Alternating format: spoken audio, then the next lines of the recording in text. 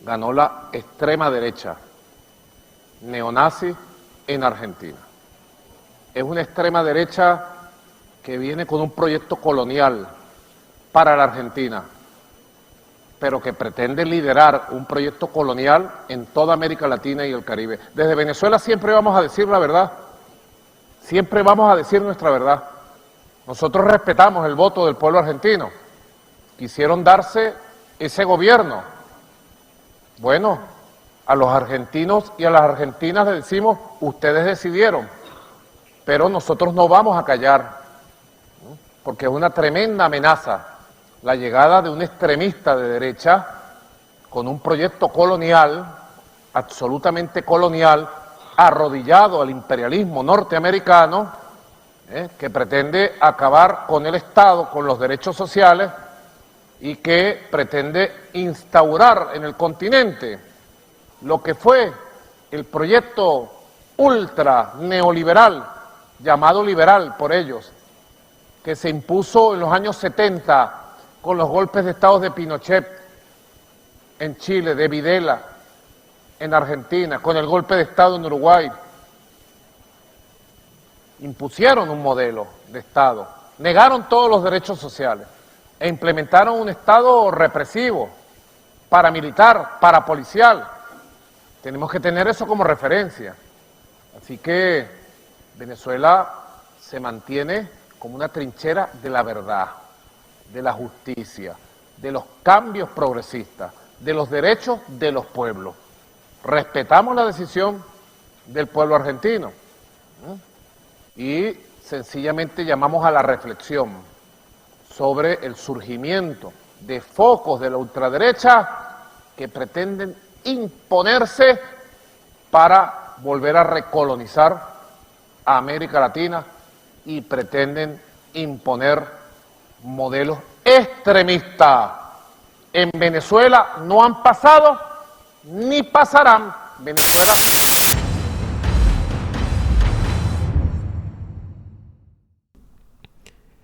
Era solo cuestión de tiempo antes de que la propuesta de democracia de los liberales en Argentina recibiera odio desde la dictadura comunista en Venezuela. Después de todo, una sociedad donde el partido controla todo, desde la propiedad privada hasta las libertades individuales, es incompatible con otra que sueña con levantar controles y reducir la politiquería. Diosdado Cabello, el militar socialista que asesina gente y trafica drogas para mantenerse en el poder y pagarle la carrera o la terapia a sus hijos, fue el primer miembro de su organización criminal en considerar a Javier Milei un peligro para la democracia en la región. El ex narcotraficante, quien estuvo 18 años preso en Estados Unidos y actualmente vive en este país, aseguró en exclusiva a Televisión Martí que tiene pruebas de que Venezuela es un narcoestado y que es Cabello quien lo dirige y no Nicolás Maduro. Que nadie se llame engaño. Maduro es simplemente una marioneta y Maduro es simplemente un estúpido que está puesto ahí para llenar el puesto por lo grande que es. El tristemente célebre narcotraficante colombiano Pablo Escobar Gaviria, mientras estuvo vivo, hablaba de las relaciones de Fidel y Raúl con el narcotráfico, argumentos que J. Cardona avala en sus libros. También relata con detalles las modernas y recientes vinculaciones de los Castros con el actual presidente de la Asamblea Venezolana, Diosdado Cabello. Ay Dios, aquí hay locos, pero ese es más loco que los de aquí. Ese le lleva una morena a cualquier loco. Aquí son unos niños de pecho, dijo el sancionado por narcotráfico en la mitad del planeta durante la emisión número 445 de Con el Mazo Landro. Javier Milei está loco, pero Rafael Lacaba está sano, fíjate tú. Interesante medidor de salud mental de parte del que intentó derrocar a una democracia junto a un montaburras, una loca de cuartel, un asesino de vigilantes y un represor de estudiantes. Mojón con bigote fue otro de los oradores gorgojeros que arremetió contra el liberalismo de Javier Milei después de su victoria contra el comunismo de Sergio Massa el pasado domingo. Nevera de Dos Puertas aprovechó la transmisión de su programa para comparar al futuro presidente con dictadores anteriores. Repetimos, el zafio con bigote investigado internacionalmente por violación de derechos humanos y crímenes de lesa humanidad comparó a un candidato de otro país elegido democráticamente con sujetos que hace medio siglo hacían lo mismo que hace el chavismo.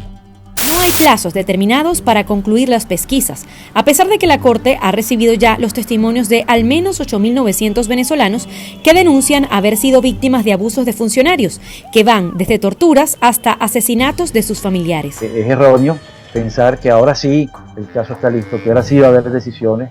Estos son casos complejos. El gobierno de Venezuela no responde aún a los señalamientos de la Corte, pero meses atrás acusó a la Fiscalía de la CPI de no tener pruebas para llevar adelante la investigación por crímenes de lesa humanidad. Y cómo desde las redes sociales se construyó falsamente los parámetros para llevar a Venezuela ante la Corte Penal Internacional. Apenas hace un mes, el fiscal de la Corte Penal, Karim Khan, visitó Caracas para reunirse con el presidente Nicolás Maduro y anunciar la apertura de una oficina de la CPI en la capital venezolana. Pretende acabar con los derechos sociales e instaurar en el continente lo que fue el proyecto ultraliberal llamado Liberal por Ellos, que se impuso en los años 70 con los golpes de Pinochet y Videla. Un estado represivo, paramilitar y parapolicial, dijo el dictador con la cara de tabla más grande jamás vista en la historia. Nuestro estimado personaje no perdió el tiempo en dar gala de los comportamientos malditos que lo caracterizan a través de un discurso antisemita. Ayer por la noche, Nicolás Maduro, el presidente venezolano, trató de neofascista a Javier Milei y lo comparó directamente con Videla. Escuchen. A ver. Hubo elecciones presidenciales y como ya se preveía con las estadísticas de las encuestas, ganó la extrema derecha neonazi en Argentina. Es una extrema derecha que viene con un proyecto colonial para la Argentina, pero que pretende liderar un proyecto colonial en toda América Latina y el Caribe. Bueno, muy duro. Muy duro, Maduro. A ver, responde también a las acusaciones que Nicolás Maduro suele hacer con los gobiernos que no son afines en términos ideológicos al venezolano y a todo el conglomerado de países chavistas. Y responde también a la estrategia de Maduro de buscar siempre un enemigo para tratar de unir a sus propios pueblos y a sus propias alianzas. Los derechos humanos Gonzalo, están bajo la lupa. Habría que hacer una investigación a fondo de los negocios que hubo del kirchnerismo en Venezuela. Esa investigación alguna vez se hizo y se truncó. Pero ahora que cambió una época, habría que hacerla a fondo. Qué pena. Pero quiero preguntarte algo que tiene que ver con Brasil, que es mucho más preocupante que Venezuela. Igual lo de Maduro, basta con preguntar a cualquier venezolano que vive aquí en nuestro país para saber la falta de libertad. Los informes de Carolina Amoroso son muy interesantes. También. Obviamente, pero las exportaciones de Argentina van básicamente a Brasil. Y eso sí es preocupante porque el gobierno de Lula, a través de Celso Amorín, dijo que Lula no viene a la asunción de Javier Milei. De Javier Milei. Lo hizo después del video que mostramos ayer mismo acá en esa videoconferencia que tuvo Jair Bolsonaro con Javier Milei, donde Milei invitó al expresidente a la asunción. Después Celso Amorín, quien es el principal asesor de política exterior de Lula y 2 veces canciller del gobierno de Lula, dijo que Lula estaba personalmente ofendido y que no iba a venir a la asunción, no va a venir a la asunción del 10 de diciembre. Ahí hay una relación muy tensa. Javier Milei...